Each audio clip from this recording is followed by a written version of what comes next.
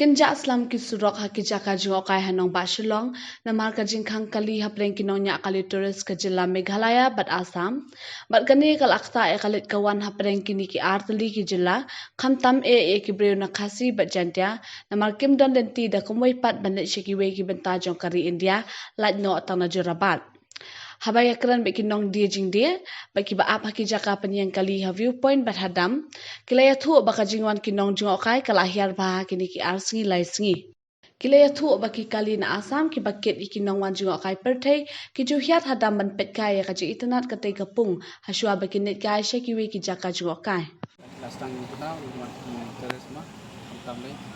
baik tu binantar gila junah tuan kiba wan wan kai ne wan rong neru te tang kita Teki kali ke baru hang ni gibun na Assam ni gibun na Meghalaya.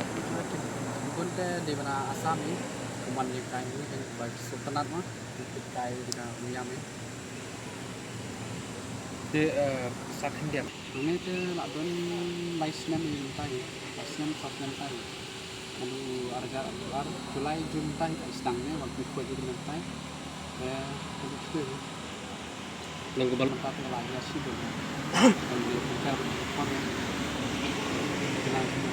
parting ni menta po kuno pi siam hakini ki kindiak sini. Kadu kadu tarik hadin bala hang ya kita lisa manwan ko Meghalaya.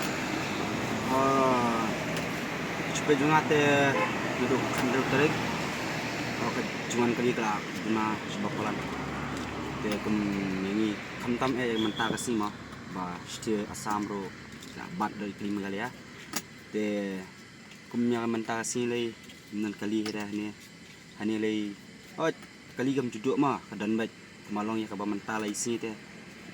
kala kam tak ajar mah ini ro ba pakai ni mentah ya Tekini kapai pun dek kembun di Assam ni Meghalaya kita malong guna kini ki kali Meghalaya ke balik pecik di balik Shanghai ke. Dari di balik Shanghai. Kita di private rumah di bawah malong kambun di balik Shanghai.